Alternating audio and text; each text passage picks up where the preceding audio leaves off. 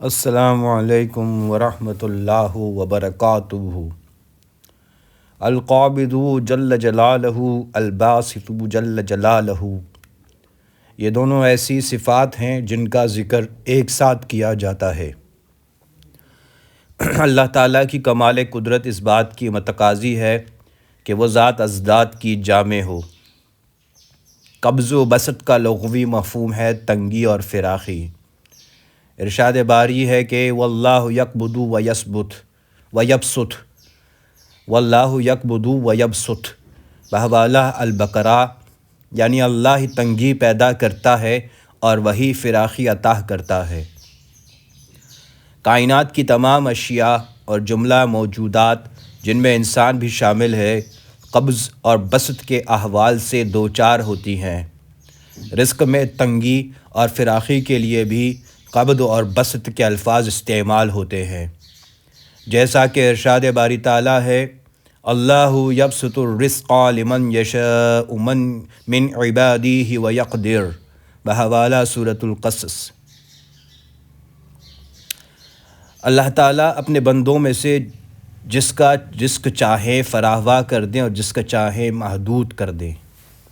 انسانوں کو کس قدر رزق چاہیے اس کی مصلحتیں اللہ تعالیٰ ہی جانتا ہے، جیسا کہ ارشاد ہوا ہے وَلَوْ بَسْطَ اللَّهُ الرِّزْقَ لِعِبَادِهِ لَبَغَوْا فِي الْأَرْضِ، بحوالہ سورۃ الشعراء۔ اگر اللہ تعالیٰ اپنے بندوں کے لیے رزق کی فراوانی کر دے تو وہ زمین میں سرکشی کرنے لگیں۔ اس بات پر ذرا سا غور کریں تو یہ حقیقت واضح ہو جائے گی کہ اگر انسانی زندگی میں کسی قسم کی تنگی، پریشانی اور رنج و غم نہ ہوں، ہر طرف خوشحالی اور بے فکری پھیلی ہو اور ہر طرح کی تکالیف اور بیماریاں یکسر ناپید ہو جائیں تو انسان یقیناً سرکشی، بغاوت، غفلت اور قساوت کی راہوں پر چل نکلیں گے۔ اس سے پتہ چلتا ہے کہ زندگی میں پیش آنے والی پریشانیاں بھی حکمت سے خالی نہیں ہیں۔ قبض کا لفظ موت کے لیے اور بسط کا لفظ حیات کے لیے بھی استعمال ہوتا ہے۔ قلب انسانی میں حالت قبض خوف اور مایوسی کی کیفیت پیدا کرتی ہے، جبکہ حالت بسط امید و رجا کی حالت لاتی ہے۔ اللہ تعالیٰ کی صفات جلال موجب قبض ہوتی ہے اور اس کی صفات جمال موجب بسط ہوتی ہیں۔ یہ بات یاد رکھنے کی ہے کہ مومن کی روحانی صحت کے لیے ضروری ہے کہ وہ ان دونوں کیفیات سے گزرتا رہے، جیسا کہ ایک حدیث میں اس بات کی طرف اشارہ کیا گیا ہے۔ ارشاد نبوی صلی اللہ علیہ وسلم ہے کہ الایمان بین الخوف والرجاء، یعنی ایمان خوف اور امید کی درمیانی کیفیت کا نام ہے۔ جیسا کہ پہلے عرض کیا گیا، قبض خوف کی کیفیت پیدا کرتا ہے اور بسط امید کی۔ انسان کا حال یہ ہے کہ اگر اس پر خوف غالب آ جائے تو وہ کسی کام کا نہیں رہتا اور مایوسی کا شکار ہو جاتا ہے، اور مایوسی کا فاصلہ کفر سے زیادہ دور نہیں۔ اور اگر اس پر امید اور رجائیت طاری ہو جائے تو وہ بے فکر ہو کر سرکشی اور گناہوں کی راہ پر چل پڑتا ہے۔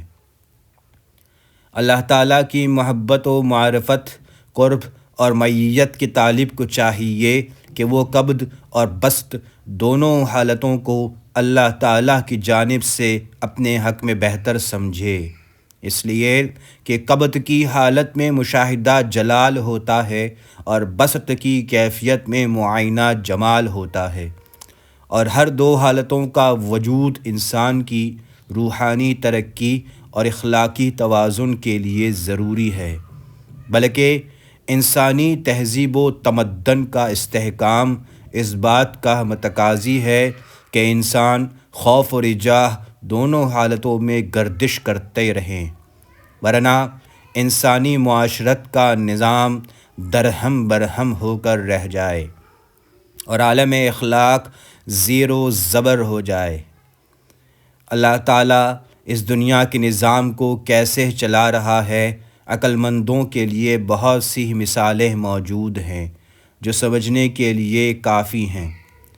بندوں کی روزی ترک کر دینے کی وجہ اس کے خزانوں میں کمی کا اندیشہ نہیں بلکہ بے شمار حکمتیں ہیں۔ اسی طرح روح قبض کرنے کا نظام بھی ضروری ہے تاکہ عقلیں رخصت ہوتے جائیں اور پچھلوں کے لیے جگہ بنتی جائے۔ اگر یہ نظام نہ ہوتا تو آج عطار و رومی، رازی و غزالی سب موجود ہوتے۔ تو فرمائیے کہ آپ میں سے میری بات کون سنتا؟ حضرات مولانا محمد عبداللہ درخواستی کا مقولہ مشہور ہے، فرمایا کرتے تھے کہ برنی موت الکبرا، یعنی بڑوں کی موت نے مجھے بڑا بنا دیا۔ یہ سچ ہے کہ جب بڑے مر جاتے ہیں تو چھوٹوں کو بڑا بننے کا موقع ملتا ہے۔ انسان کی بہت سی خواہشوں اور حسرتوں کی تکمیل ہوتی ہے، اور بعض اوقات باپ کے مرنے سے ہی بیٹے کی شخصیت مکمل ہوتی ہے۔ بوہڑ کا طویل العمر درخت جب اپنی برگ و بہار پھیلا لیتا ہے تو اگرچہ اس کی چھاؤں بھی نہایت گھنی ہوتی ہے، لیکن ہم جانتے ہیں کہ یہ درخت اپنے سائے کے نیچے کسی اور بیل بھوٹے یا درخت کو پھلنے پھولنے نہیں دیتا۔ اسی طرح انسان کی مثال بھی دی جا سکتی ہے۔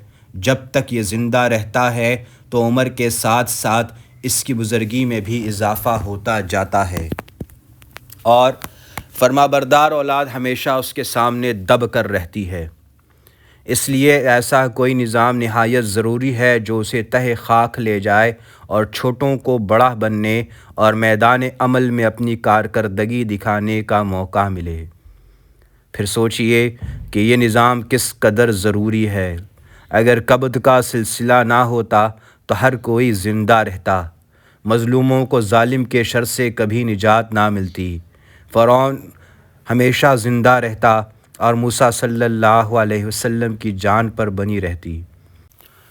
چنانچہ اللہ تعالیٰ نے موت کا نظام موضع کیا اور فرشتے اسرائیل علیہ السلام کو فرشتوں کی ایک بہت بڑی ٹیم کے ذریعے اس کا ذمہ سونپ دیا۔ یوں تو تمام کائنات کی ہر جاندار مخلوق کے رزق کا انتظام اللہ جل جلالہ نے اپنے ذمہ لیا ہے، لیکن الباسط ہونا اس معنی میں ہے کہ اپنے بعض بندوں کا رزق اللہ جل شانہ نے بہت کشادہ کر دیا ہے کہ وہ تھوڑی سی محنت کریں یا بعض اوقات بالکل بھی محنت نہ کریں، لیکن انہیں پھر بھی عیش و راحت میسر ہے، اور ان کے دسترخوان پر انواع و اقسام کے کھانے موجود ہیں، حتیٰ کہ ان کے کتے بھی مکھن کھا کر پلتے ہیں۔ جبکہ بعض بندوں کا رزق تنگ کر دیا ہے، وہ سارا دن خون پسینہ برابر کر دیں تب بھی انہیں روکھی سوکھی ہی نصیب ہوتی ہے۔ یقیناً اس میں اللہ تعالیٰ کی حکمت پوشیدہ ہے۔ اسی لیے ارشاد فرمایا کہ وَلَوْ بَسَطَ اللَّهُ الرِّزْقَ لِعِبَادِهِ لَبَغَوْا فِي الْأَرْضِ، کہ اگر اللہ تعالیٰ تمام بندوں کا رزق کشادہ کر دیتا تو زمین فساد سے اٹھ جاتی۔ جب انسان پیٹ بھر کر کھا چکتا ہے تو اس کی خواہش ہوتی ہے کہ وہ آرام کرے اور اس کے ذاتی امور اس کے خادم اور ملازم نمٹائیں۔ سمجھیے کہ جب تمام انسانوں کا رزق کشادہ ہوتا اور ہر کوئی پیٹ بھر کر کھاتا تو مخدوم بننا تو ہر کوئی پسند کرتا، جبکہ خادم کوئی نہ ہوتا تو پھر کیا ہوتا؟ یقیناً دنیا فساد سے اٹھ جاتی۔ ان دونوں ناموں القابض اور الباسط سے بندہ کا نصیب یہ ہے کہ وہ نہ تو کسی بلا مصیبت کے وقت نا امید ہو اور نہ اس کی بخشش و عطا کے وقت بے فکری اختیار کرے، اور تنگی کو اس کے عدل کا نتیجہ جانے اور اس پر صبر کرے، اور فراخی وسعت کو اس کے فضل کا ثمرہ سمجھے اور اس پر شکر گزار ہو۔ کشیری رحمۃ اللہ علیہ کہتے ہیں کہ یہ دونوں کیفیات، یعنی دل کا تنگ اور کشادہ ہونا، عارفوں کے دل پر طاری ہوتی ہے کہ جب خوف الہی غالب ہوتا ہے تو ان کے دل تنگ ہوتے ہیں، اور جب رحمت کی امید غالب ہوتی ہے تو ان کے دل کشادہ ہوتے ہیں۔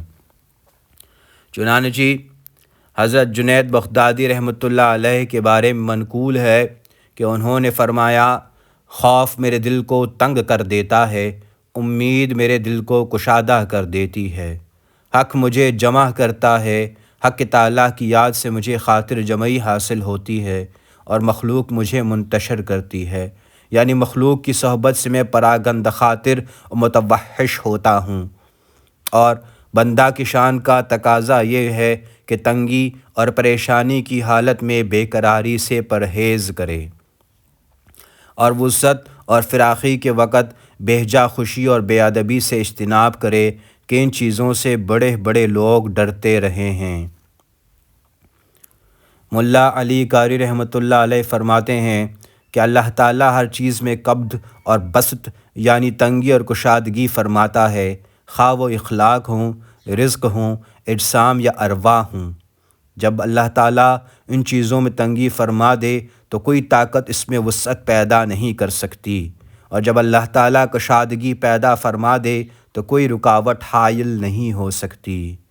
بحوالہ مرقات کتاب اسماء اللہ تعالیٰ، یعنی رزق وغیرہ کو تنگ کرنے والا جس پر چاہے جو چاہے جس طرح چاہے، اور اسی رزق میں کشادگی کرنے والا ہے جس پر چاہے جو چاہے اور جس طرح چاہے۔ القابض والباسط جل جلالہ وہی ذات ہے جو موت کے وقت روحوں کو جسموں سے قبض کرتی ہے اور زندگی دینے کے لیے روحوں کو جسموں میں پھیلا دیتی ہے۔